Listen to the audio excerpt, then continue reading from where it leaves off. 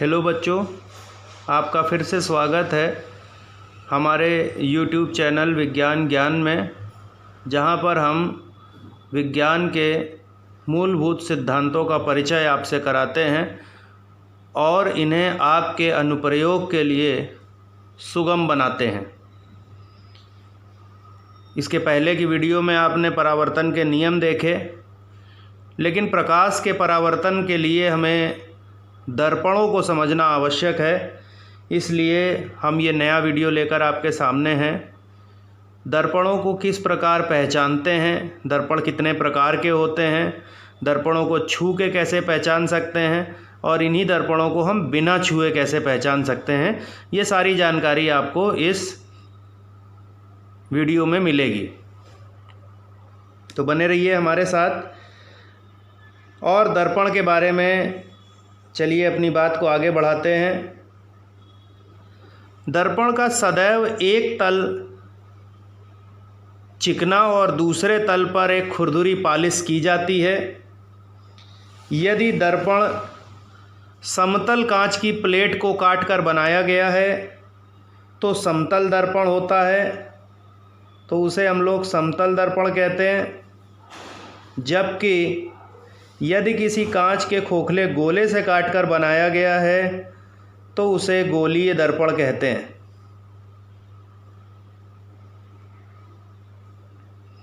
तो समतल दर्पण कांच की पतली प्लेट से और गोलीय दर्पण कांच के खोखले गोले से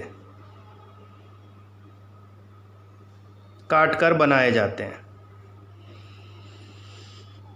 दर्पण में एक सतह पर पालिश होती है। मैंने बताया, अगर आपके पास एक कांच की पतली प्लेट है तो इस प्लेट के एक तरफ पालिश कर देंगे, ये हमारा समतल दर्पण है।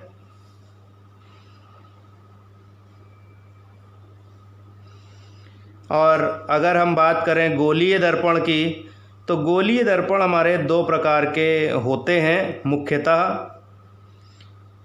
एक गोलीय दर्पण होता है जिसके उभरे हुए भाग पर पालिश होती है और धंसा हुआ भाग परावर्तक तल की तरह कार्य करता है।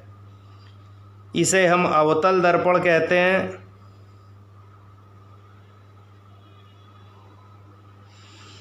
जबकि दूसरा ऐसा गोलीय दर्पण होता है जो इसका ठीक विपरीत है, यानी उभरा हुआ भाग परावर्तक तल है और धंसे हुए भाग पर पालिश होती है।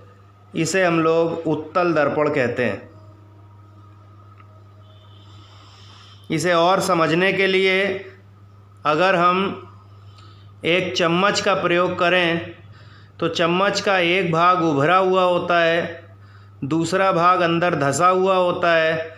अगर ये तल परावर्तक तल है और इस पर पालिश कर दी गई है तो यह अवतल दर्पण है। जबकि इसके विपरीत अगर इस पर पालिश कर दी गई है और यह तल परावर्तक तल है तो यह एक उत्तल दर्पण होता है।